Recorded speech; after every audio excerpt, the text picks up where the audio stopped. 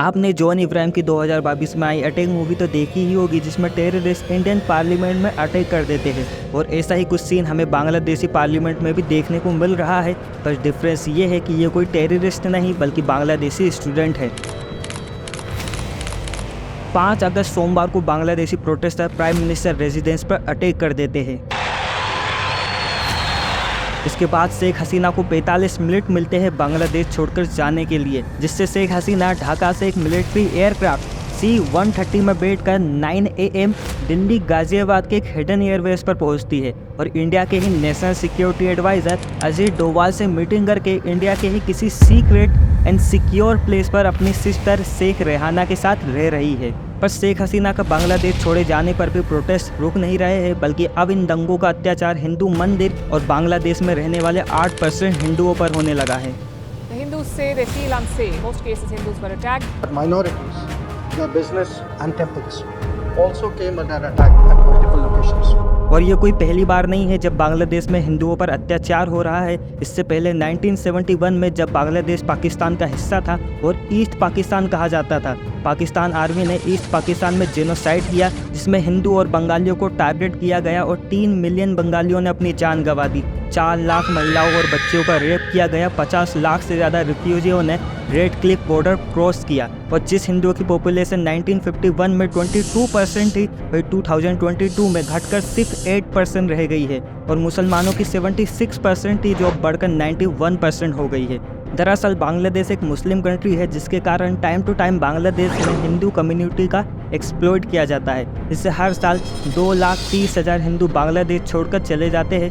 पर जब से शेख हसीना की सरकार बनी थी, तब से बांग्लादेश में हिंदुओं की थोड़ी बहुत सेफ्टी बढ़ गई थी। पर इससे पहले 2001 में BNP जमात की सरकार में हिंदुओं पर मास जेनोसाइड देखने को मिला। और बात करें फिर आज की भी, तो बांग्लादेश में कुछ इसी तरह की वीडियो देखने को मिल रही है, जहाँ पर हिंदुओं को घर पर पत्थरबाजी की जा रही है, नारे लगाए जा रहे हैं। शेख हसीना के बांग्लादेश छोड़े जाने के बाद बांग्लादेश के फाउंडर शेख मुजीबुर रहमान का स्टेचू गिरा दिया जाता है, जो कि शेख हसीना के फादर थे। यहाँ पर भारत ने भी बांग्लादेश इंडिया बॉर्डर सिक्योर कर लिया है और इंडिया के फॉरेन मिनिस्टर S जयशंकर ने 6 अगस्त को ऑल अपोजिशन पार्टी मीटिंग बुलाई, जिसमें अमित शाह, राजनाथ सिंह, JP नड्डा, राहुल गांधी, शिवसेना से अरविंद चव्हाण, RJD से मीसा भारती, JDU से लल्लन सिंह जैसे बड़े बड़े नेता भी शामिल थे। इस मीटिंग को बांग्लादेश क्राइसिस पर डिस्कशन के लिए बुलाया गया था, जिस पर राहुल गांधी कुछ सवाल पूछते हैं, जैसे कि इंडियन गवर्नमेंट का बांग्लादेश क्राइसिस पर क्या प्लानिंग है, क्या बांग्लादेश क्राइसिस में चीन का हाथ है। इसमें S जयशंकर ये कहते हैं कि वे शेख हसीना की नेक्स्ट मूवमेंट के बारे में डिस्कस की है और इंडियन गवर्नमेंट बांग्लादेश आर्मी के कांटेक्ट में है।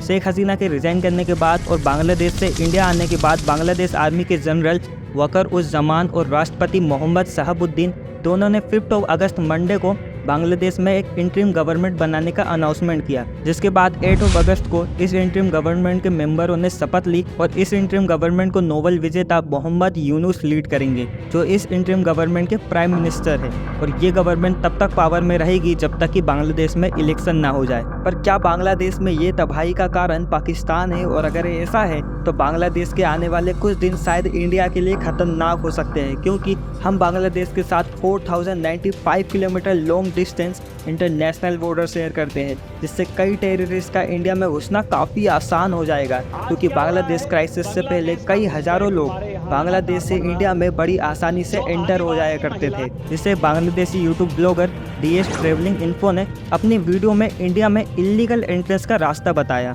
কোনো প্রকার ভিসা লাগবে না, কোনো প্রকার পাসপোর্ট লাগবে না, আমি এখন ভারতে ঢুকে যাব।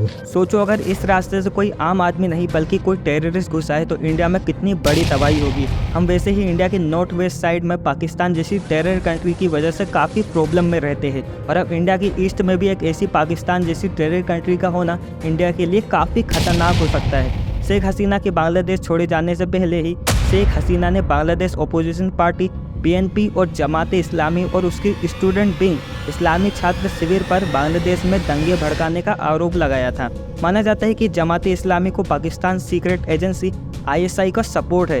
इंडिया टुडे की रिपोर्ट के अकॉर्डिंग जमात इस्लामी के कई स्टूडेंट बांग्लादेश के अलग अलग यूनिवर्सिटी जैसे कि Dhaka university, Chittagong university, Jahangir university, Sylhet university और राजशाही यूनिवर्सिटी में एडमिशन लेकर स्टूडेंट की आड़ में दंगों को भड़का रहे हैं। और इंटरेस्टिंग बात तो ये है कि इन सभी यूनिवर्सिटी में जिनका नाम मैंने अभी लिया है, जैसे ढाका यूनिवर्सिटी, चटगांव, जहांगीर, सिलहट और राजशाही यूनिवर्सिटी में पिछले 3 सालों में यूनिवर्सिटी इलेक्शन में जीतने वाले सभी स्टूडेंट इस्लामी छात्र शिविर के सपोर्ट से ही जीते हैं। और इस ऑर्गेनाइजेशन के कई कैडर पाकिस्तान भी जा चुके हैं। जमात इस्लामी जो बांग्लादेश की सबसे बड़ी ओपोजिशन पार्टी है, 2013 से ही बांग्लादेश कोर्ट ने इलेक्शन लड़ने पर बैन लगा दिया था, क्योंकि जमात इस्लामी सेक्युलरिज्म का सपोर्ट नहीं करती है। और इस ऑर्गेनाइजेशन का विजन बांग्लादेश को 100% एक इस्लामिक कंट्री बनाना था। इस पार्टी के कई मेंबर पर 1971 के बांग्लादेश जेनोसाइड और पाकिस्तान आर्मी के साथ देने का प्रूफ मिला है, जिससे जमात इस्लामी के कई मेन मेंबरों जैसे कि दिलवर हुसैन, मोहम्मद कमरुज्जमा, अमीर गुलाब आजम को या तो फांसी की सज़ा दे दी गई है या उम्र कैद की सज़ा दी गई है। और बांग्लादेश में बढ़ता वायलेंस के कारण शेख हसीना की गवर्नमेंट ने पूरे जमात इस्लामी ऑर्गेनाइजेशन और इसके स्टूडेंट विंग छात्र शिविर को एंटी टेररिस्ट एक्ट 2009 के अंडर सेक्शन 18(1) के अकॉर्डिंग एक टेररिस्ट ऑर्गेनाइजेशन अनाउंस कर दिया है।